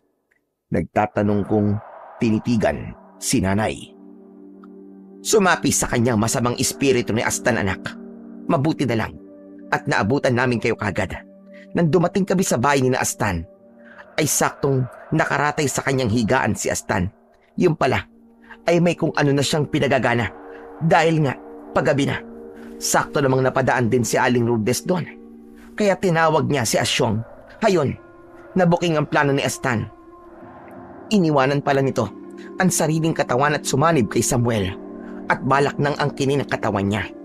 Sa pag-aalala namin sa iyo, ay nakalimutan na namin dapat pala ay nagpaiwan ng isa sa amin para igapos siya kung sakaling bumalik sa sariling katawan. Naging padalos-dalos kami, anak, sa pag-aalala sa inyong magkaibigan. Naku, kaya po pala parang nag-iiba kanina si Samuel, Nay. Kailangan po natin mapaalis ang espiritu ni Astan sa kanya. Hindi po ako makakapayag na tuluyang maangkin ni Astan ang kaibigan ko. Ngayon mismo ay nakaalis na sa kanya ang espiritu ni Astan. Ang problema lang natin, Bobet, ay kailangan mapatay natin si Astan para tuluyang mawala sa kanya ang bisa ng kung anumang naikarga na sa kanya ni Astan. Dahil sa pagsanib ng espiritu nito, kailangan nating maganda ngayon. Dahil delikado na rin ang buong baryo. Kaninang nagmadali kaming pumarito, ay nagkakagulo na sa labas. Ha? Ano pong dahilan ng pagkakagulo? Yung mga kabarkada ni Astan, anak, pare-parehong nawawala sa sarili at nagsitakbuhan kung saan-saan sa baryo. Napansin daw ng iba na unti-unti raw nagbabago ang kanilang mga itsura. Niyanggaw sila ni Astan. Ngayong gabi sila mag-aasik ng lagim. Sigurado rin akong magtatawag ng iba pang mga aswang si Astan. Kaya kailangan nating magmadali. Habang maaga pa, ay kailangan na nating pumuntang lahat sa simbahan. Doon ay hindi makakapasok ang kahit na anong uri ng aswang, pagkat pinalibutan ko ng mga pangontra sa aswang ang simbahan. Delia, kayo na ang mauna ni Bobet. Si Bobet ang pinakadelikado rito. Pwede pang magising ang dati niyang pagkatao. Nang puntong yun, ay nanumbalik na pala ang malay ni Samuel. Hindi ko inaasahang maririnig niya ang sinabi ni Father Elmo. Dating pagkatao? Ano pong dating pagkatao ni Bobet, Father? Bobet, anong ibig sabihin ni Father? Saka na namin ipapaliwanag sa iyo, Samuel. Ang mahalaga muna sa ngayon ay makapunta tayo sa simbahan. Tara na, kailangan na natin kumilos bago pa lumala ang sitwasyon. At yun na nga, nagmamadali na nga kaming umalis papunta sa simbahan. Paglabas namin sa bahay ni na Samuel, ay sumalubong sa amin ang nagkakagulong mga tao sa baryo. Takot na takot talaga silang lahat na nagtatakbuhan at nagsisigawan. Narinig naming tuluyan na raw naging mga aswang ang mga kabarkada ni Astan at may ilan na raw silang nalapa. Binalaan nila ang bawat makakasalubong nila na magsipagtago na sa loob ng kanika nilang mga bahay at wag na raw lalabas pa. Ang mga kalalakihan naman ay tumulong sa pag-akay sa mga nagtatakbuhan. Nagsipaghanda rin sila ng kanika nilang mga sandata na panlaban sa mga aswang. Wala pa kami sa kalagitnaan ng daan papunta sa simbahan nang walang ano-ano ay napahinto kami. Paano ba naman ay nakasalubong namin ang dalawa sa mga kabarkada ni Astan na naging aswang. Nagsiatungal ang mga ito ng nakakatakot nang mapansin kami, lalo na ako at si Samuel. Nakaluloko ang pagkakangisi ng mga ito na nagsimulang lumapit pa sa amin. Celia, Aling Lourdes, ilabas niyo mga pangontra ninyo, magmadali kayo. Dahil tayong tatlo ang magpapauna para labanan ng dalawang yan. Hanggat maaari ay isaboy kaagad ninyo sa kanilang mga mata para mabulag sila at hindi tayo masalakay. Galit na sumingasing ang dalawa at sinimulang kami ni Samuel na kutsain at pagtawanan. Nakuha pa nilang asarin si Samuel at sinabihang umanib na raw sa kanila pagkat hindi raw magtatagal ay magiging katulad na rin siya ng mga ito. Malakas daw ang kamandag ng masamang espiritu ni Astan. Dahil naman sa pabuntot ng mga ito ng nakakukulo ng dugong tawanan ay napikon si Samuel. Susugod sana ito kahit na nanghihina pa. Pero agad ko siyang pinigilan. Ako naman ay nagpipigil din ng kinikimkim kong galit at pagkaasar. Ginagago nila tayo, Bobet eh. Bitiwan mo ako. Ilalabanan ko sila ng patayan. Hindi ako natatakot sa kanila. Anong akala nila, ha? Relax ka lang, Samuel. Relax lang. Huminaon ka. Kami nang bahala sa kanila, Samuel. Pagtutulungan namin sila ni Nanay, Father Elmo at Aling Lourdes. Basta't relax ka lang. Pero lalo naman lumakas ang halakhakan ng dalawang nayanggaw at lalo pang naging mayayabang. Kaya pala ay paparating na pala si Astan na noon ay nasaan yung aswang na ito. Anyo pa lang nito ay mahahalata ng anak nga ito ng pinunong aswang. Sobrang nakakatakot talaga ang itsura nito. Sobrang pula ng mga mata na animo ay nagbabagang apoy at pati kulay ng balat ay mamula-mula rin. Kulay puti ang buwaghag at parang mga alambring buhok nito. Malayong malayo ang itsura nito sa dalawang kasama. Malademonyo na talaga ang itsura nito. Ito na sinasabi ko. Narito na nga ang anak ng pinunong aswang, Celia. Aling Lourdes, humanda kayo. Ang mga pangontra ninyo ay buksan nyo na. Maging alerto kayo. Diyos ko, paano pala ito, Kuya Elmo?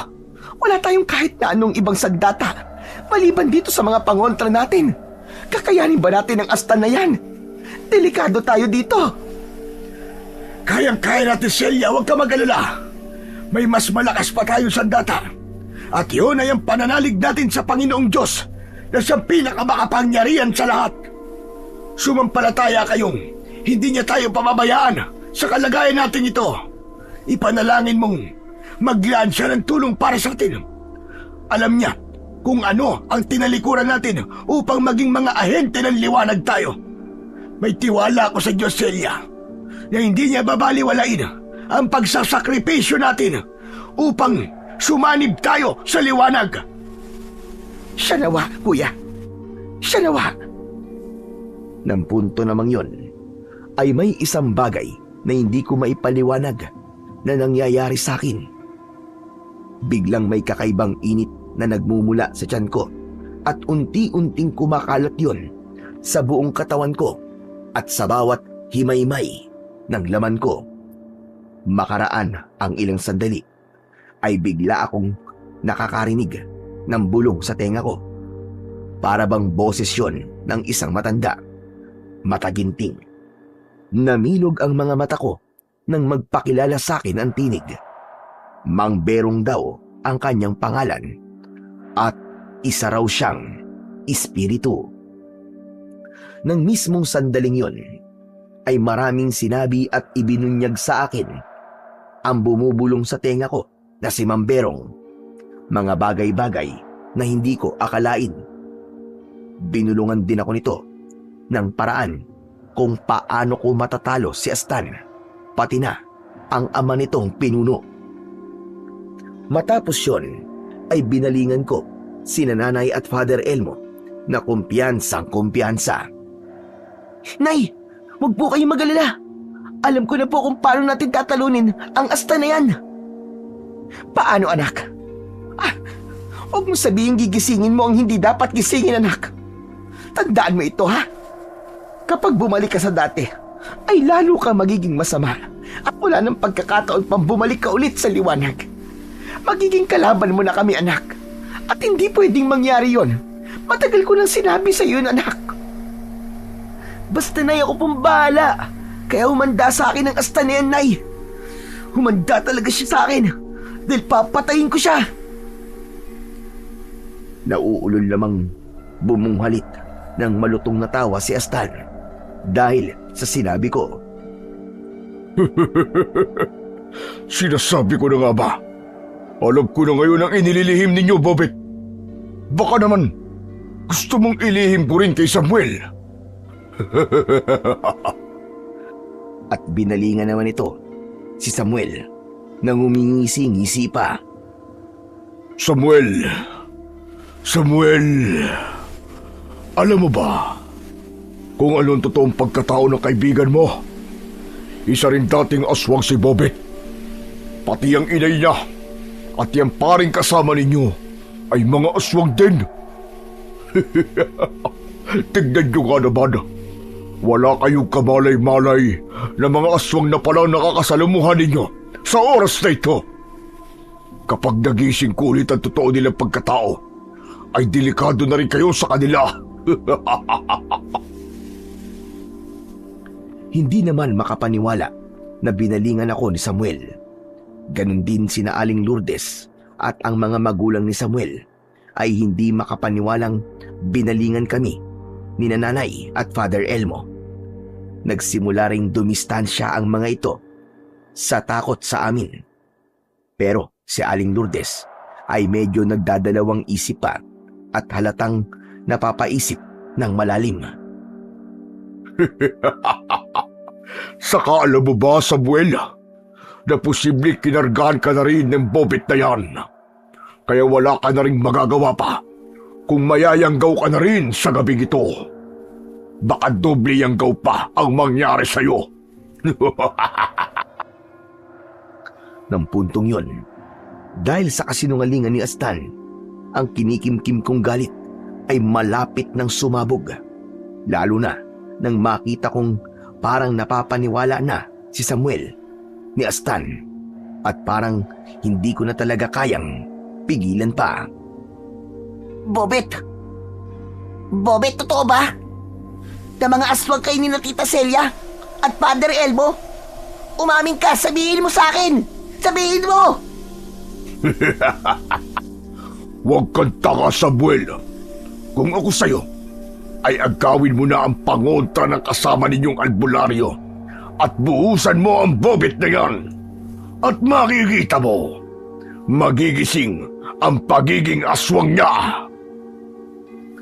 Tarantang sinunod naman yun ni Samuel, ngunit hindi yun umepekto sa akin dahil sa taglay kong puting bato ni tatay.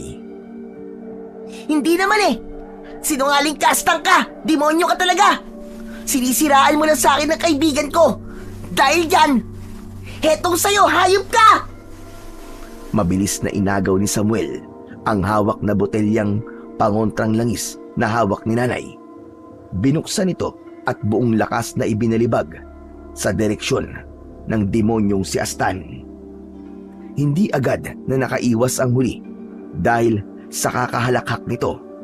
Bunga nun ay nabuhusan ito ng pangontra at nagsimulang umusok ang katawan. Anak ng putya at Samuel ka! Ginagalit mo ako, ha? Pues, para sabihin ko sa'yo, ang katawang ito lang ang pinaso mo at hindi ang talagang ako. Kapag tuluyan itong naagnas, ay pwede ko pa itong hubarin. Akala mo, ha? Ngayon, magbabayad ka sa akin. Tuluyan na kitang yayang gawin at magiging alipin ko. Walang ano-ano ay biglang nanginig ang buong katawan ni Samuel at bigla itong nagkikikisay ng dahil sa labis na sakit. Bobet! Father Elmo! Nay! Tay, tulungan niyo ako! Hindi ko na kaya! Mabilis na dinaluhan ni Father Elmo, nanay at maging ang mga magulang niya si Samuel. Ako naman ay tuluyan ng sumabog ang tinitimpi-timpi kong galit kay Astan dahil sa nangyari sa matalik kong kaibigan, hanggang sa hinarap ko na ang anak ng pinuno ng mga aswang na si Astan. Anak ng Diablo kang Astan ka! Hindi ako makakapayag na makuha mo si Samuel. Matali ko siyang kaibigan. Ngayon, tayong dalawa magtutuos. Sige lang, Bobet. Ganyan nga. Magalit ka pa. Itodo mo. Kisigin mo ang totoo mong pagkatao. Pagkatapos, ay umanib ka na sa amin. Ikaw at si Samuel ang magiging mga kanang kamay ko ngayong gabi. Aswangin natin ang buong baryong ito. Tayo ang mag-ahari dito at gagawin natin silang mga aswang na katulad natin at pagsisilbihan nila tayo habang buhay. At tuluyan ko lang ang ginising ang dati kong katauhan nang walang pag-aalinlangan. Ito na ang sinasabi ni Mamberong kung kinakailangan. Ang layunin namin ay matalo si Astan para mapigilan ang tuluyang pagkayanggaw ni Samuel at para rin makalaya na ang katawan ni Astan at mabigyan ng tamang libing. Ito na ang hinihintay mo, Astan! Isang mas mabagsik na aswang lang din ang tuluyang makakatalo sa'yo! Hindi mo alam kung ano ang hinihiling mo! Ay! Bobet, anak! Anong ginagawa mo? Bakit mo ginising ang dating pagkatao mo? Ang anak ko! Mali ang ginawa mo! Kuya Elmo, tingnan mo ang anak ko! Wala na siya! Sinayang niya ang sakripisyo ni Conrado! Kumalma ka muna, Celia. Tignan muna natin kung ano ang mangyayari. Wala na! Wala na, kuya! Hindi na makababalik sa dati ang anak ko! Magiging kalaban na natin siya. Kaya humanda ka na rin, kuya. Magpapalaban na din tayo sa kanya. Samantala, si Aling Lourdes naman noon ay parang natuwa pa sa mga nalaman tungkol sa akin at sa pagbabagong anyo kong yun. Mabilis ako nitong nilapitan at may kung anong iniabot sa akin na sandata. Isang balaraw na gawa sa pilak na dinasalan daw niya at pinahiran ng pinakamabagsik na pangontrang langis na gawa nito. Tiwala raw ito na hindi raw ako maaano ng balaraw pagkat nararamdaman daw nitong hindi raw ako lubusang kampi sa puwersa ng kadiliman. Napatango-tango na lang ako kay Aling Lourdes dahil ang totoo, kasabay niya ay naririnig ko rin sa isip ko ang bulong naman ni Mamberong. Wika nito ay tamang-tama raw yun at patitindihin pa raw nito ang epekto ng balaraw dahil raw nakasanib din daw ito sa akin. Nagsisilbi raw akong kasangkapan ngayon ng mga puwersa ng liwanag sa katawan ng kadiliman. Kasunod nito ay pinagmadali na ako ni Mamberong na sugurin na si Astan. Kung bakit ay dahil nakakaramdam ako ng paparating na sobrang bigat na enerhiya sa paligid. Paparating na rin daw ang mga tinawag na iba pang mga aswang ni Astan na mga padala rin mismo ng ama nitong pinuno. Nasa hulihan daw ang mismong pinuno. At sinugod ko na nga si Astan. Nagulat pa ang anak ng tokwang yon nang mapagtanto nitong mas maliksi pa ako rito at mas malakas. Anak nang, hindi maaari ito. Anak ako ng pinuno. Pero bakit mas maliksi at mas malakas pa ang hayop na ito? Pero di bale, parating na si amang pinuno. Kaya kung iniisip mo magtatagumpay kang talunin ako, nagkakamali ka! Buong akala ko ay susugurin na ako ni Astan. Pero bigla itong kumaripas ng takbo, patakas. Anak ng... Hoy, Astan! Harapin mo akong Diablo ka! Magtutos pa tayo! Mukha mo! Hindi ako tanga para matalo mo ako ng ganun-ganun na lang! Ang ama kong pinuno ang kalabanin mo! Natitiyak ako! Napipinuhin niya ang katawan mo! Hanggang sa maging giniling ka! Ah, ganun ba? Pwes, hindi mo ako matatakasang demonyito ka! Sinisigurado ko sa'yong bago sila dumating ay isa ka ng amo! Humanda ka ngayon! Nang paharurot kong habulin si Astan, ay tinangkapan itong gawing pananggalang ang dalawang nayanggaw nitong kabarkada. Napuruhan tuloy ang mga ito sa paghataw ko ng hawak kong balaraw na pilak. Takot na takot siyempre si Astan habang todo pagsisikap na hindi ko maabutan. Umiiyak pa ang tinamaan na lintik. Huwag ka lalapit sa akin, hayop ka! Hindi maaari. Ayoko matuhog ng balaraw na yan. Hindi pa ako dapat na mamatay. Ako pa ang magiging sunod na pinuno. Ako pa ang magiging hari ng mga aswang. Hindi maaari ito. Bakit ba kasi dumating-dating ka pa ritong bida-bida ka? Hayop ka! Bida-bida mong mukha mo! Hindi lahat ng aswang ay katulad mong hibang sa kadiliman at kapangyarihan. Umiiral kami para umalib sa liwanag at para iligpit ang mga salot sa lipunan katulad ninyo. Humanda ka ngayon, demonyo ka! Pues, hindi mo ako mapapatay. Narito na si amang pinuno. Naririnig ko na ang alulong niya. Saka hindi mo talaga ako pwedeng patayin. Alam mo ba kung bakit? At bakit naman? Sabihin mo sa akin habang may oras ka pa.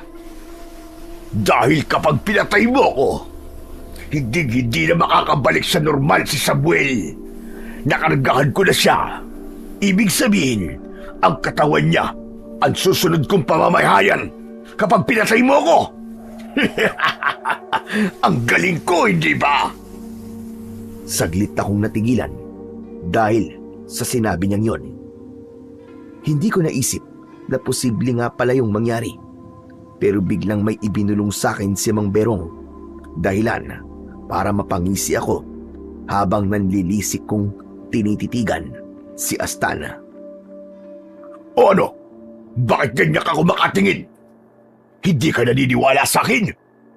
Pwes, bahala ka sa buhay mo. Saka heto na si Ama. Humanda ka na ngayon. Wala ka ng kawala. Patay ka ngayon sa ama ko.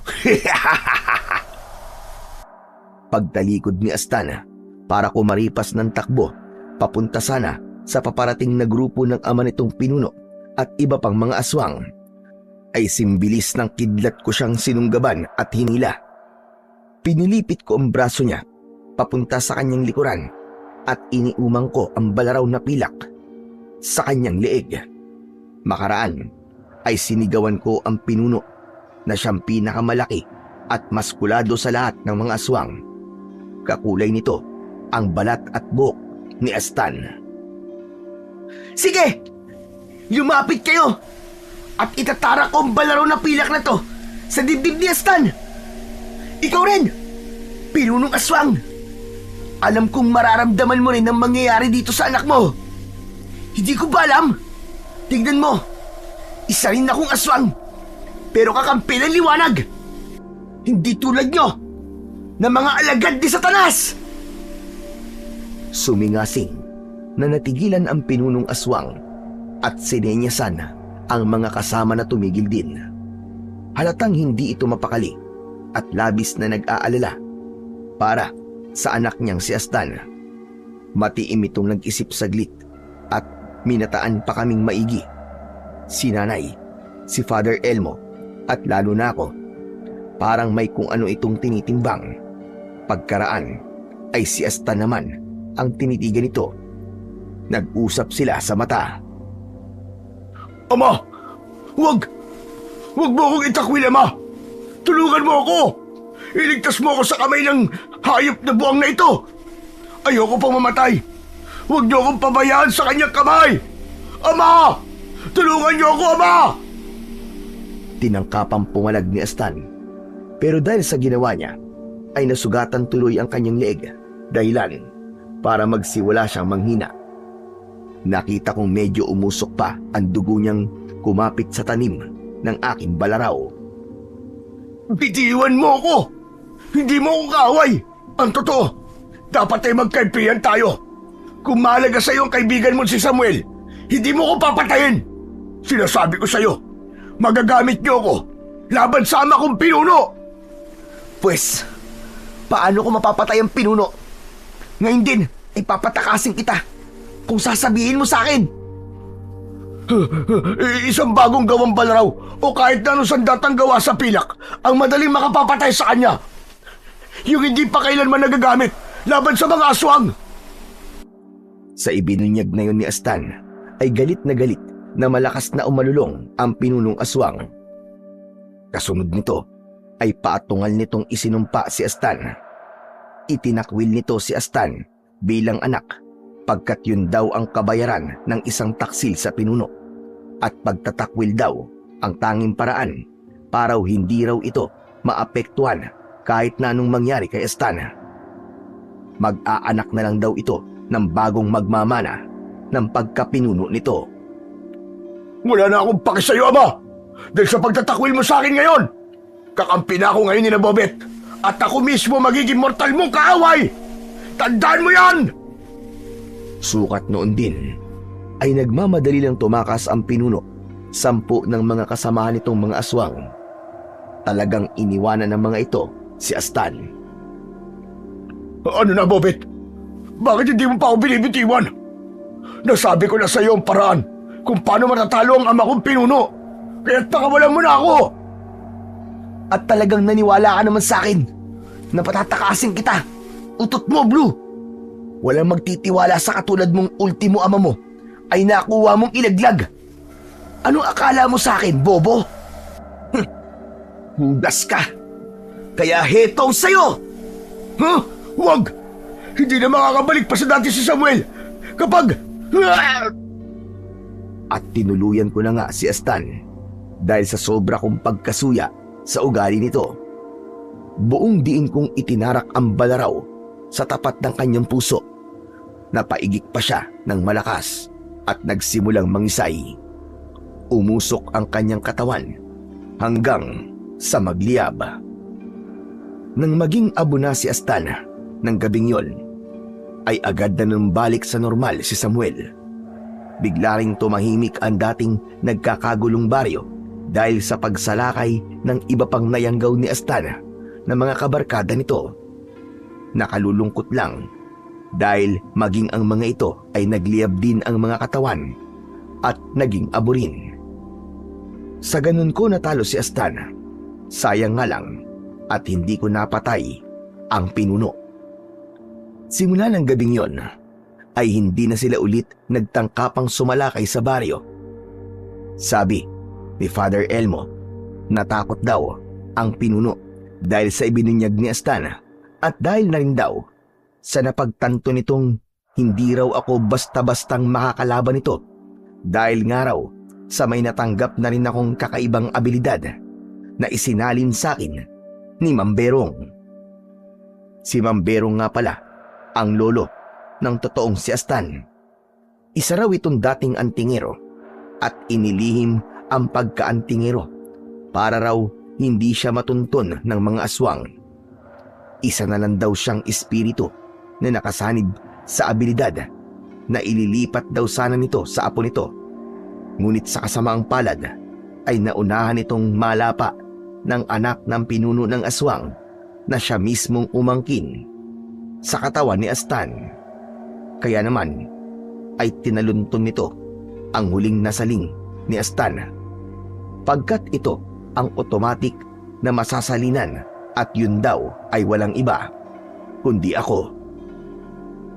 Bigla pang parang inireplay ni Mamberong sa isip ko ang tagpo kung paano ako nasaling ni Astan nung nasa Mindanao pa lang kami. Hindi talaga kami magkakilala at aksidente lang kaming nagkadikitan nung makipiesta kami ni nanay sa kanilang baryo. Dahil din sa isinalin sa akin ni Mamberong kung kaya kahit nagbalik ako sa dati kong pagkatao ay nananatiling puti ang bato ni tatay sa akin. Dahil dito ay malaya na akong gamitin ang pagkaaswang ko upang ipagtanggol ang buong baryo laban sa pagsalakay ng mga aswang sa mga darating pang panahon. Si Samuel naman ay labis-labis ang pasasalamat sa akin dahil iniligtas ko raw siya. Ang sabi ko naman, lahat talaga ay gagawin ko dahil sa sumpaan namin bilang matalik na magkaibigan. At yun ang pinakamahalagang natutunan ko. Ang tunay na magkaibigan ay hindi mahadlangan kahit pa sa pagitan ng nagbabangga ang puwersa ng liwanag at dilim. Ang totoo ay si Samuel mismo ang dahilan kung bakit lalo kong pinili ang landas ng liwanag. Muli, ako po si Bobet, 15 anyos, at ito ang aking kwento. Ang pagkakaibigang wagas at ang tapat na samahan ay isang biyayang higit pa sa ugnayan ng dugo, sapagkat ito'y pinatibay ng kusang loob na pag-unawa, katapatan at malasakit sa isa't isa. Kahit pa sila'y subukin ng dilim, ng unos ng buhay o ng masasamang elementong sumisikil sa kanilang pagkatao, nananatiling buhay sa kanilang mga puso ang tunay na hangarin bilang magkaibigan, ang magsilbing lakas ng bawat isa at sabay na suungin ang bawat panahon. Sa patuloy na labanan ng liwanag at dilim sa loob ng tao, ang tapat na pagkakaibigan ang nagsisilbing ilaw na gumagabay, nagpapaalala na hindi kailanman nawawala ang kabutihan, at sa bandang huli, sa pamamagitan ng pagtitiwala at pagmamahal sa isa't isa, ang kabutihan pa rin ay palaging mananaig laban sa kasamaan. Sabi nga sa Kawikaan, Kabanata 27, Talata 17, ang bakal ay pinapatalas ng bakal, gayon din ang tao ay pinapatalas ng kanyang kapwa. Pinapakita lang nito na sa tunay na pagkakaibigan, ang isa't isa ay nagtutulungan at pinapalakas ang karakter ng bawat isa, gaya ng matibay na samahan na humahasa sa bawat kaibigan. At dagdag pa nga, sabi sa 1, Kabanata 15, Talata 13, walang higit na pag-ibig kaysa sa taong isinusuko ang kanyang buhay para sa kanyang mga kaibigan. Ito ang sukatan ng pinakapuro at tapat na pagkakaibigan na handang magsakripisyo at manatiling tapat kahit sa pinakamahirap na sandali ng ating buhay. Hanggang dito na lamang po at maraming salamat po sa walang sawa niyong suporta at pakikinig. Sana po ay gabayan kayong palagi ng ating Poong May Kapal.